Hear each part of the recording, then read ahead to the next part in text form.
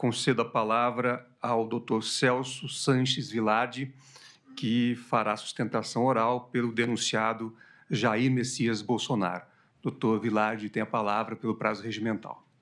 Excelentíssimo senhor presidente, ministro Cristiano Zanin, da primeira turma do Supremo Tribunal Federal, excelentíssimo senhor ministro Alexandre de Moraes, eminente relator do presente caso, excelentíssima ministra Carmen Lúcia, decana dessa turma e vice-decana do tribunal, excelentíssimo ministro Luiz Fux, excelentíssimo ministro Flávio Dino, cumprimento também o excelentíssimo Procurador-Geral da República, senhoras e senhores. Senhor presidente, eu inicio a minha sustentação dizendo que o presidente Jair Bolsonaro foi o presidente mais investigado da história do país.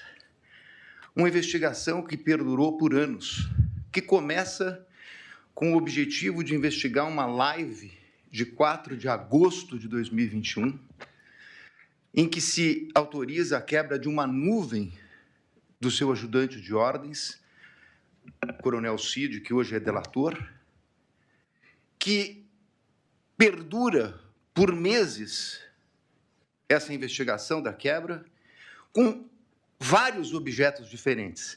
Num primeiro momento, verificava-se a live, numa investigação determinada pelo TSE. No segundo momento, investigava-se o cartão corporativo, os gastos do presidente e da então primeira-dama. Depois investigou-se até uma questão de emendas, para se chegar numa questão de vacinas.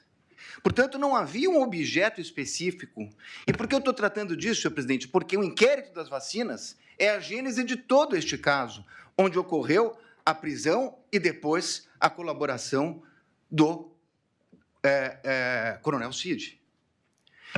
E o que se achou, senhor presidente, depois de tudo isso? Que foram determinadas buscas e apreensões, foi feita a quebra de nuvens, o presidente foi investigado, buscas e apreensões. O que se achou com o presidente? Absolutamente nada. E com todo o respeito e com toda a vênia, ilustre Procurador-Geral da República, eu contesto essa questão do documento achado no do Partido Liberal. Há, inclusive, no meu colega Paulo Bueno, uma ata notarial de que ele enviou para o presidente da República aquele documento. Então, esse documento não foi achado. Com o presidente não se achou absolutamente nada.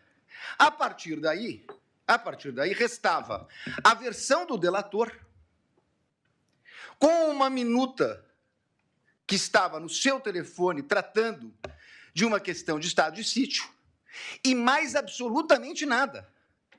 Então, vem a denúncia. E a denúncia é feita, efetivamente, com duas novidades. Porque, com o estado de sítio, e baseado na palavra exclusiva do delator, seria difícil a propositura de uma ação penal.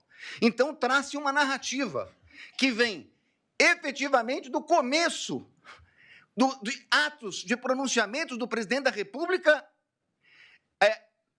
pronunciamentos públicos, e depois o 8 de janeiro.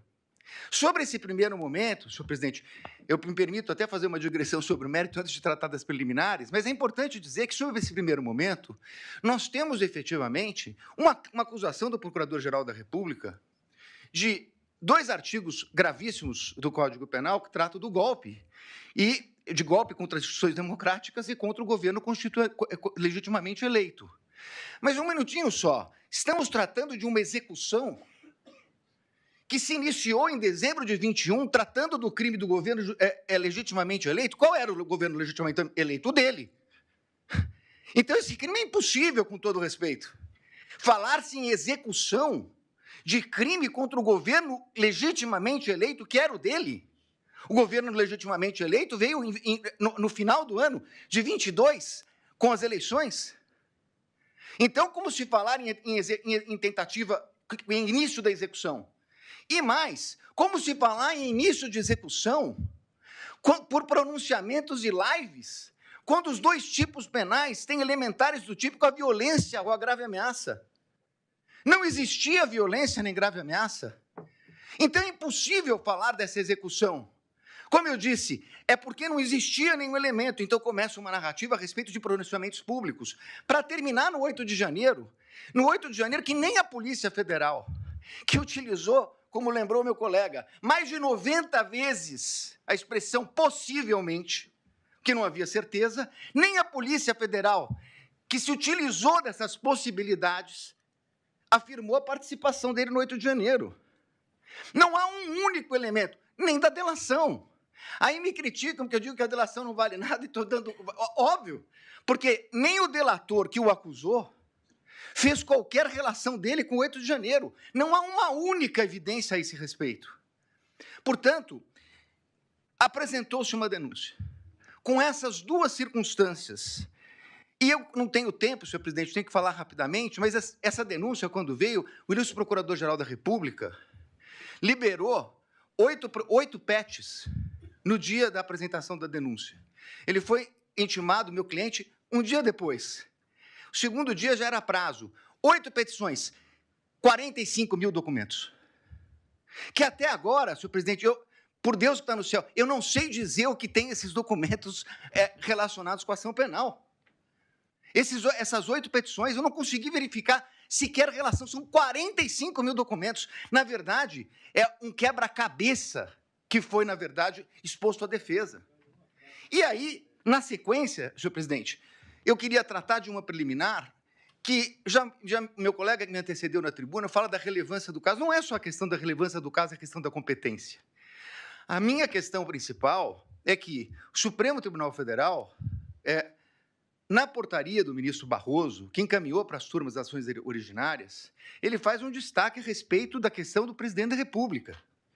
Então, o presidente da República, se crime houvesse contra o presidente da República, seria julgado pelo pleno do Supremo Tribunal Federal. Ora, se o Supremo Tribunal Federal entendeu agora, num julgamento que foi concluído recentemente, após a apresentação da denúncia, que a competência se prorroga e que os detentores de foro, ainda que deixem suas respectivas funções, passem a ocupar, saiam da prerrogativa de foro e o delito será julgado pelo Supremo, prorrogando a competência que detivera aqui no momento que ocupava o cargo. Qual era a competência? Era do pleno, porque ele era presidente da República, e chegou a ser investigado como presidente da República. Muito bem. Mas, com base nisso, senhor presidente, o que nós temos nessa denúncia? A prova da defesa, substancialmente, é uma prova negativa. É uma prova negativa. Não fez, não participou, não aderiu, não autorizou, é uma prova negativa. Então, seria muito importante, e eu reconheço, ministro Alexandre de Moraes, Vossa Excelência despachou comigo no Salão Branco, e é verdade o que Vossa Excelência coloca, que todos os elementos da denúncia, citados na denúncia e no relatório da Polícia Federal, estão nos autos. A conversa de Mauro Cid, citada na denúncia, está realmente nos autos. Nós tivemos acesso quando é escrito por escrito, quando é por áudio, por áudio. O que não está na denúncia é a completude da mídia. Como disse o meu colega que me antecedeu. Então, senhores ministros, a pergunta é o seguinte: se eu não tenho a mídia completa, nesse momento de preliminares, não seria o caso de a defesa poder suscitar, se fosse o caso, a cadeia de custódia da prova? Mas eu não tenho a completude, eu não tenho os telefones, eu não tenho as mídias. Há uma discussão muito grande a respeito desse plano punhal verde e amarelo. Há uma reunião. Seria absolutamente imprescindível verificar as demais mensagens que foram passadas naquele dia. As outras mensagens que foram passadas pelo WhatsApp. Os outros documentos que estão na mídia. É essa a reclamação da defesa. O que nós temos, e temos tudo que a denúncia citou e tudo que o relatório da Polícia Federal citou, mas esse é o recorte da acusação. Com todo respeito, a defesa tem direito a fazer o seu próprio recorte. E isso poderia impactar. Eu sei, ministro Flávio Dino, Vossa Excelência já falou aqui em outras sessões de julgamento que eu assisti, que falou hoje, nós não vamos fazer Vossa Excelências não farão um julgamento aprofundado da denúncia. É óbvio, nós estamos falando aqui de um standard mínimo, de uma verificação de possibilidade do recebimento da prova. Mas é evidente que se houvesse uma mensagem comprovando que não há nenhuma relação com o punhal verde e amarelo, teria muita importância para esse momento. Porque nós estamos falando de um recebimento de uma denúncia gravíssima, por fatos gravíssimos, que o presidente da República não tem nenhuma relação com o Punhal Verde e Amarelo, Operação Luneta, com Copa 22 e assim por diante. Então, a verificação das trocas de mensagem, a partir do momento que Correios dizem que falaram com o Comando Militar, que pediram audiência no Planalto, na Alvorada, que tiveram lá, o que disseram? Isso não consta. É essa a importância de verificar toda a questão. Me encaminhando para o final, senhor presidente, eu gostaria de tratar a questão da delação premiada. E aqui eu queria tratar de duas questões, porque inclusive estão sendo confundidas. Aliás, tudo que fala a defesa na imprensa sai de uma forma um pouco distorcida. O que foi questionado pela defesa, ministro Zanin, é o fato de que o delator rompeu com o acordo quando vazou a delação. E saiu na revista Veja. Diz ele que foi um desabafo. É estranha essa expressão, desabafo, porque no desabafo ele diz que não tinha voluntariedade. Isso não é um desabafo. Na versão dele atual, isso teria sido uma mentira. Mas vai lá. Falou com o primo, com o irmão ou com o cunhado. Senhor presidente, a lei não autoriza o delator, o contrato de colaboração, não autoriza o delator a falar nem com o irmão, nem com o cunhado, nem com a mãe. Não autoriza. Ele, inclusive, estava proibido até de ter contato com o pai, salvo engano meu, a partir de um determinado momento, que era investigado. Se ele falou com o cunhado, e se isso foi vazado, essa é uma responsabilidade dele. Dir-se-á, mas essa é uma questão formal. É verdade, uma questão formal. Só que mais adiante vem uma questão de que a Polícia Federal diz que ele mentiu, omitiu e se contradisse. E aí, senhores ministros, essa é a minha maior crítica, a questão da delação. Por quê? O Supremo Tribunal Federal, num voto de grande detalhamento do ministro Dias Toffoli, diz o seguinte: delação é um meio de prova. O delator conta uma história, as autoridades buscarão as provas de corroboração, e só assim ela poderá ser utilizada. O que aconteceu nesse caso? Ele falou, segundo a Polícia Federal, ele mentiu, omitiu e se contradisse. E então, há uma audiência para que ele tivesse oportunidade de se corrigir. Mas aí, com todo respeito, há uma inversão. Porque, na verdade, não é o Estado que foi buscar as palavras de corroboração dele. O Estado vai buscar as provas de corroboração do que ele disse. É o contrário. O Estado trouxe indícios e ele se adequa aos indícios trazidos pelo Estado. É completamente o inverso. Com todo respeito, ministro, é o inverso. O delator tem que falar e o Estado tem que trazer as provas para condenar alguém.